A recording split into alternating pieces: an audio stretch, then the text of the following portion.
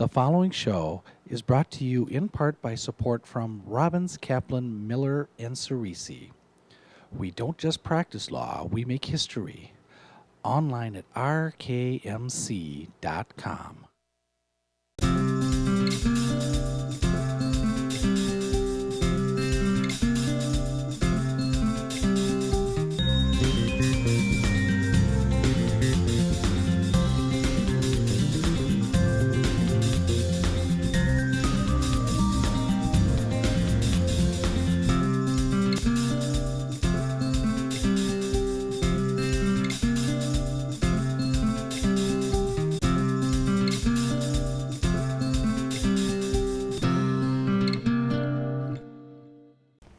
Hello and welcome. As part of my leadership series, delighted to introduce you tonight to Jack Reuler.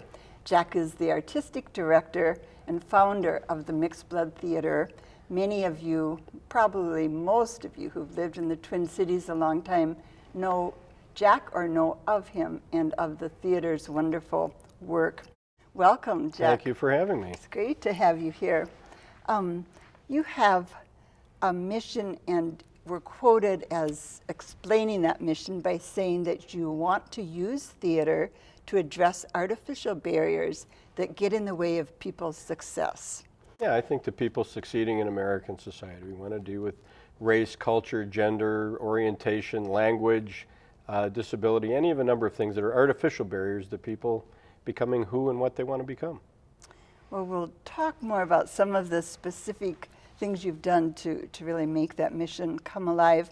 I wanted to share, if you'll bear with me, share some of his awards with you, because he's won some wonderful, wonderful awards. And as I was reading through the list and finding more and more, I thought, I don't know how you've done all you have done, but listen to some of the awards. Macalester College Distinguished Citizenship Award, the Martin Luther King Humanitarian Award, the Actors Equity Spirit Award, the Arts Access Award from MetLife, the Lifetime Achievement Award from the Ivies here. City Pages voted the theater best theater in this current year, 2012. And an award I wanted you to comment on, this is just a few of them, but the Peter Zeisler Memorial Award, that sounded like a really big award. And tell us a little bit about that. It was quite an honor. The Theater Communications Group is the national service organization of the professional American theaters, and Peter Zeisler was their founder. And it's really an award to recognize freedom of speech issues, taking bold risks in the way you advance the art form and in what you try to say through theater. So it was quite an honor for my peers from across the country to give me that. I bet, and that was 2 years ago, right? In 2010 in Chicago. Speaking of dates, if we go back to 1976, you were 22 years old. You founded the Mixed Blood Theater, and how did that, tell us the behind-the-scenes story. It was really, it was the bicentennial of America, and I put together an idea based on a provoking incident in my life. I worked for a social service agency called the Center for Community Action, seeking out needs in the community and setting up programs to meet those needs while I was a student at Macalester College. And something I was planning to be a veterinarian. I was a zoology major in college, and something happened at Theater in the Round that made the point that there was a lack of professional opportunity for the theater artist of color in the Twin Cities. And as I was, my own personal worldview had been guided by Martin Luther King. That was my childhood icon. And so tried to give a place using theater for his vision of the world to live. At a time when the melting pot theory prevailed, it's not what Dr. King believed in and therefore what I didn't believe in. And so it was going to be a summer project. I was going to rid America of its isms somehow between Memorial Day and Labor Day. And 36 years later, here I am. Right? That's right. The blind enthusiasm, perhaps. Blind enthusiasm, yeah, that's a good phrase. And where was the place? I was fortunate. The Center for Community Action was housed in this 1887 fire station, almost as squatters while it was zoned for demolition. And so I just went downstairs from the offices and started the theater at the same place it's been from 1976 until right now. I didn't realize that, Jack. So it really has a a doubly significant I've had the same office historical. since I was 21. Oh my goodness, you In could. a former bathroom of a Minneapolis fire station. Oh, that's great. Tell people if they don't know, I mean, most people do know, but if someone's new in town, they don't know where it is, it's a little off the beaten, you don't drive by it Well, I mean, easily. happily with the new light rail, we're sort of right at the intersection. So the central corridor going to St. Paul is at our front door, and the 55 going to the mall is right out our back door. So we really are quite convenient. There's a lot of bus lines. 35W goes right outside our door, and 94 is a block away. But it's on the west bank of the University of Minnesota, 1 block west of Cedar and Riverside, in the shadows of Riverside Plaza, the high-rises. So if you think 1 block west of Cedar, that it helps you picture it. I and look out my window stone's at the throw Metrodome. to the dome, That's right? What did your parents think when you left your zoology major and started working seriously in theater? I think there was a thought for quite a while that I would make my way back to vet school or to working with animals somehow. But you know, I had parents that really encouraged me to be who I was going to be and to spread my wings in whatever way. And hopefully, like all parents, wanted me to be happy. And so I never had any resistance from them and great support. And Were they in the arts, Jack? not at all. Not Nope. at all. No, there's nobody in the family. I'm blessed to have a daughter who has great talent that is Right. making her way as a Twin Cities actress. But nope, nobody was in the arts, and I really happened onto it by accident. I will say that in high school, I dated the drama teacher's daughter, and that got me interested in theater first, and I was an avid audience member for a long time, and then became a participant.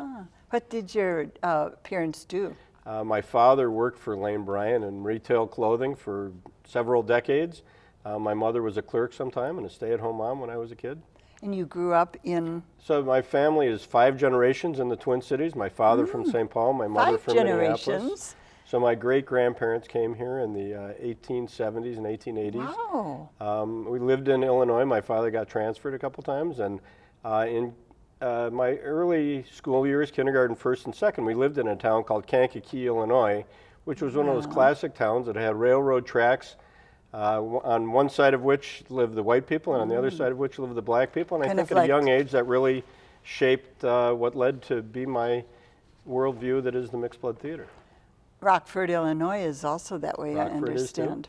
So Kankakee. Kankakee, it's about 70 miles south of Chicago. Did you originally, when you started the mixed blood, did you originally start with that notion of having color blindness in terms of casting You your know, I roles? would say that the Because term that's- colorblind was an expression that has long been associated, or in the early years, but I really distanced myself from that. We're really about culture conscious casting. People, it's not the notion that we're trying to create some whitewashed milquetoast view of society in which there's some common culture, but rather people get to be who and what they are when they're in shows. And so I think that word colorblind is something that does not describe what we do, but culture conscious is a much better explanation. So culture conscious, elaborate a little bit more on that. If somebody of any racial group, of any cultural group is in a show, that's who and what they are. They're not pretending to be something else. We're not ignoring who and what they are, but they're playing that. They're playing that role. Have you ever done acting yourself on stage? You know, the mixed blood theater has stayed in business all these years because I've stayed off the stage. So I did one play of theater in the round when I was 23, and I played God, and I retired immediately thereafter. I was not a good actor. Can you top that? Yeah, really. It was a good time to retire, and probably good for theater and audience members everywhere. Oh, that's funny. You mentioned Martin Luther King. I always like to ask my leader guests who their mentors were. He was an inspiration. Yeah, I would say that Martin Luther King, really from the youngest of ages, gave me a moral compass, and my father also. And I find myself channeling both of them on an ongoing basis every day. Do you really? Yeah, I mean, the way they lived their lives and what they had to say really guides me. Some on a very simple, personal, moment to moment, and some in big, global, racial, political points of view. But those are two people who, even though they've been gone for a long time, continue to guide me every day. Did your father live to see the theater become successful? So I was 32 when my father passed away, and it was just... So it was in a pretty strong place. Yeah, so we'd been around for 10 years at that point. He was came to see a lot of the stuff, proud of what I did, and I was proud to have him see what I did. Did you ever meet Martin Luther King? I never did. I've met some of his kids, but I never met him. I heard him speak back in 1966 or so, and what he said just stayed with me, several of the things he said, so I share your... I have quotes upon quotes of his that I find useful all the time as a speaker, as a writer, and just as a thinker. Yeah, it's amazing. In terms of turning points with the theater, at one point you decided to do bilingual productions. How did that go in the beginning, and tell us about that decision? For most of the years of the Mixed Blood Theater Company, we've done shows by Latino and Latino American playwrights, and really there was the success of the theater has really come by the participants. It's a huge number of people that really make Mixed Blood what it is: the artists, the audience, the board, the staff. And over 20 years ago, a man named Raul Ramos joined us from University of California, San Diego. I've had a nice long relationship, and he'd gotten a master's in Chicano theater and really sort of introduced me and expanded my horizons in those regards. And so the Latino work that we had been doing became bilingual work, and he's really been by my side and an ally and really championed that effort for many years as an actor, as a translator, as a director. So he continues to work with me. I spent the day-to-day sitting right next to him. Did you? You must have high energy, Jack, to keep the theater going at full speed ahead as you have. Do you feel you are high energy? I just love what I'm doing, and every day I look forward to going to work. I'd say probably at the age of 22 I got married to the theater, and so it has really preoccupied my time and life in great ways. That there's nothing you can beat than doing not only what you like to do, but what you believe in and passionately. Right. And I'm always surprised when other people listen to what it is we have to say. And that sense of purpose that you have and that you get from your work. Yeah, I think the mission of the Mixed Blood Theater is really what binds. Everybody may interpret it differently, but the people that work there, whether they come to do one show, whether they stay for 30 years, I think they're bound by what the theater is about. And we all think what that it is a little bit differently, but it all is our guiding force.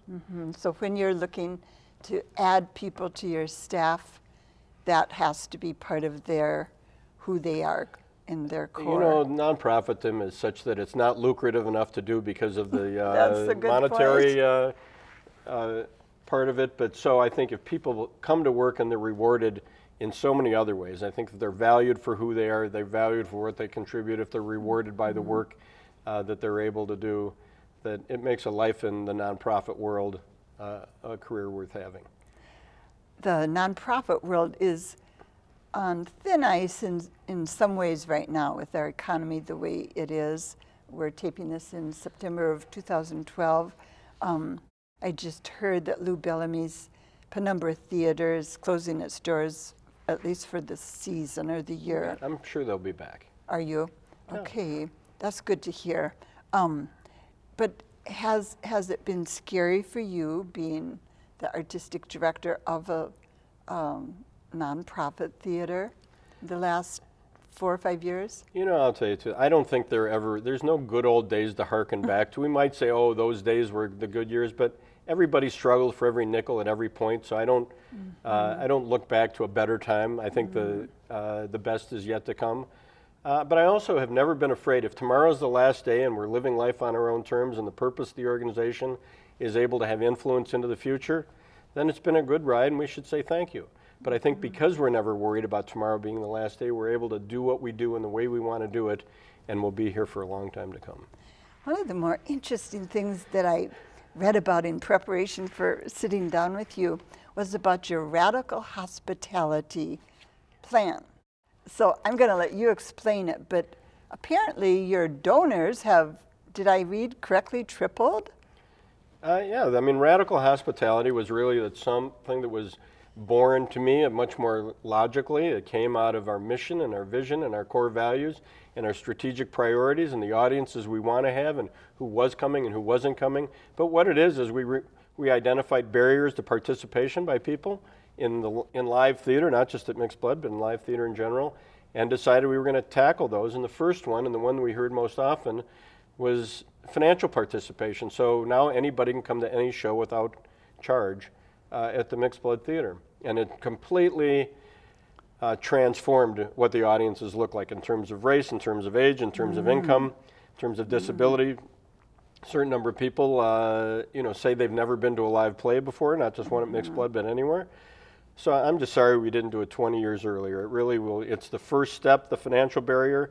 Right now we have funds for anybody who self-identifies as having a disability can call us and we'll arrange for a cab to and from the theater without charge. Wow. So we're just going to keep hammering away at what keeps people from participating in theater, believing that we can develop a theater for our organization and hopefully develop an audience for performing arts and other organizations everywhere.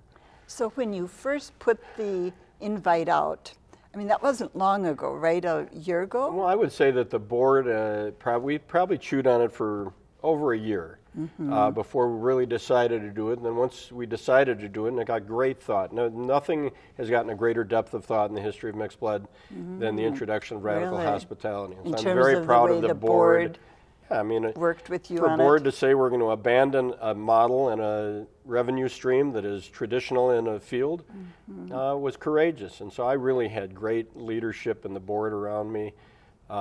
Some thought I was crazy, but when it finally came down to the final vote, it was a unanimous vote. That's and amazing. it happened more successfully, more quickly than I would ever have imagined. It's been very heartwarming. I remember when I first heard about it, the Star Tribune did something about it. Did people start coming? I mean, sometimes I can imagine you could open the doors like that and it would take quite a while for the word to get out. And that was interesting that we had some MBA students actually work with us to sort of explore the financial model. And we found, and they said, in the first year, don't imagine too great a change. And on the first day of the first performance, which was 1 year ago today, Was it really? that we did it, people were lining up hours before the show. The makeup of the audience was exactly what we hoped it would be. The reaction, it was very controversial material. The reaction was as strong as we'd hoped it would be, and we really believed What play was it was it? a play called Neighbors, and not an easy play. And so it was a fascinating beginning that led to a great right season. away you had Literally the first seats day. were- I can remember in that first show, I have a season ticket to the Vikings. So I came at 11 o'clock to go to the 12 o'clock game because I can walk to the Dome. right. And the show was at 3 o'clock, and there were already people lining up because it's first Wow. come, first serve on the free Right. seats. So people were lining up at 11 o'clock for a 3 o'clock show, then stayed for a 2.5-hour play and stayed for a conversation after the show. So people devoted 7 hours to seeing a Mixed Blood show. That must have just warmed your it was heart. fantastic. Oh, you were sitting at the Vikings game thinking, what is going Well, on I got across back in the time for the street?" show, but I was pretty Yeah. excited to be able to go wow. there. So I saw one hit, and then I saw the Vikings game that time. The percentage of people who take advantage of the free tickets, what percentage on any given So night? we have half the seats. We have a 200-seat theater, so 100 seats are available on a first-come, first-serve, no-cost basis. And for people can go online and for a guaranteed admission. We don't call it a ticket, for a fee, and we just tried to come up with a number that people weren't just going to shine on. If it's a rainy day and I paid $5, they're not. So last year was for $15. They go online, they can guarantee admission to the performance, but when the number of guaranteed admissions run out, they can only come and stand in line. And so it turned out to be 50-50 last year. Okay. And your donors have increased so that you're not operating at a loss, correct? You know, I think that talking about a loss and donors replacing things in nonprofit accounting principles, it's not just apples to apples. But we had things in place to subsidize what we were going to do. So we did triple the number of individual donors that responded to patron solicitations last year over the year before. So overall, the audience grew from 2009, I think we grew by 20%, and by over 2010, we grew by 18%, and over the year before by 8%. So the number of people coming, but the composition of who that was coming and the way they responded was remarkable. That's exciting. I would think would give other nonprofits kind of some courage when they hear about the success to do things that are a little outside the box. We never intended to be proselytes saying that radical hospitality was for everybody. We really thought it was good for our organization at that particular snapshot in time, and think it still is. But I think that the model that's been there is broken, and theaters everywhere are struggling because they just need to think anew. And I really think in this whole series of leadership, the ability to have vision and think anew and look at old models and reinvent them is what allows organizations to have longevity that is not just longevity in years, but longevity in spirit. How do you pick your plays, Jack? Because you have some fascinating plays, topics, a lot of new playwrights. Do you yourself sit down and just, brainstorm with yourself, or do you get the board involved? Or no, there's just the people that have made themselves part of Mixed Blood as artists and literary people have been remarkable. So the fun part of being an artistic director is picking the plays. So we cast a broad net through agents, we're part of a national organization called the National New Play Network, which you started, didn't you? Mixed Blood was a founding member, so we were invited in at the very beginning. But it just allows us access to scripts and writers, and I get to go and visit a number of festivals of new plays. So finding the plays and working with the writers and commissioning playwrights and discovering artists and really ushering in the next generation of the field is really, to me, the most exciting part of what it is I do on a day-to-day basis.